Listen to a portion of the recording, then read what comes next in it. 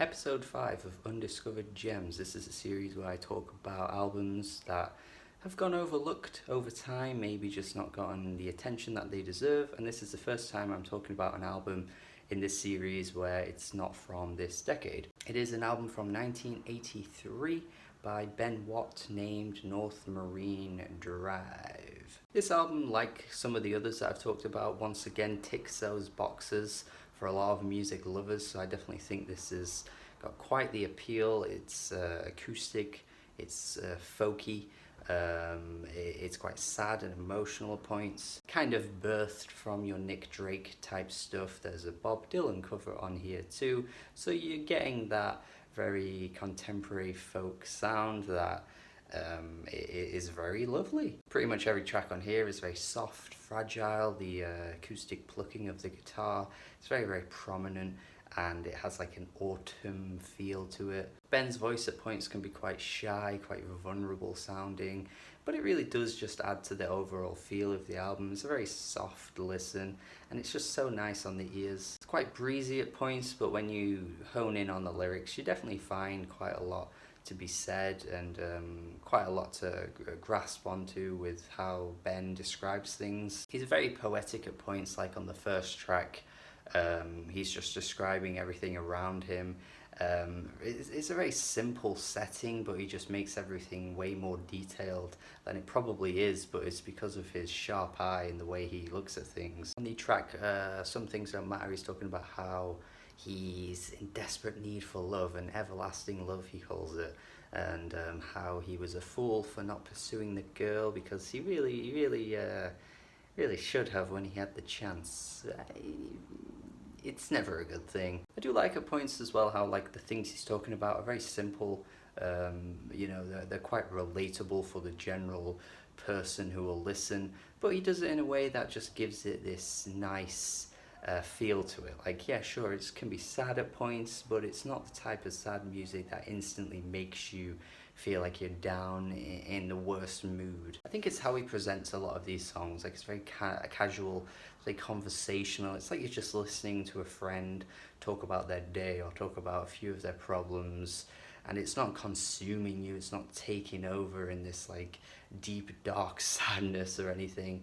It's just very, yeah, okay, I'll listen for you. I'll listen to what you got to say. He does mention a few times on this album about being lonely, like on the title track.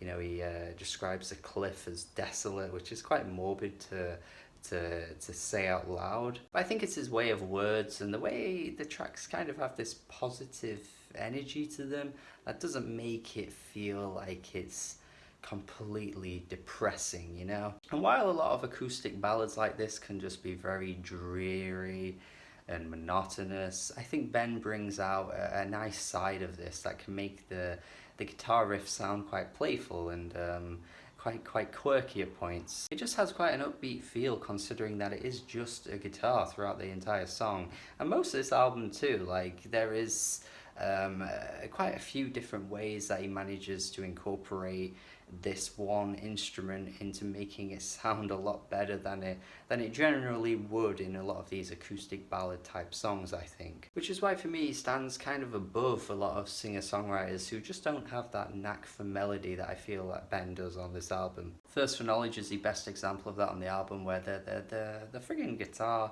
on this track is just so upbeat, and his singing, he does sound like he's stretching a little bit at points, like especially on the chorus here, but it's not too bad to the point where it completely puts you off. The album closing off with the Bob Dylan cover, You're Gonna Make Me Lonesome When You Go, is the perfect way to end off this album. It's a beautifully written song by Bob, and I think it completely depicts like Ben's entire lyrical arc across this album, so I think using that to end off this album was just perfect, honestly. The idea of being left alone once again, which is a common theme on this album, is just really sharply written on that track. And it's a great performance from Ben here as well. It's a great song from Bob, and Ben does a great version of it here, and yeah, that's kind of just how I generally feel on this album. Just great performances, great singing, great lyrics. It's a great album from the 80s, I think, that honestly is a highlight for the decade. So I would hope to think that people would check it out and at least give it a try. Hopefully they end up agreeing with me. If not, that's okay. That's fine. That's fine. That's fine. Let me know if you have heard it already and what you think of it. But also check this one out if you haven't.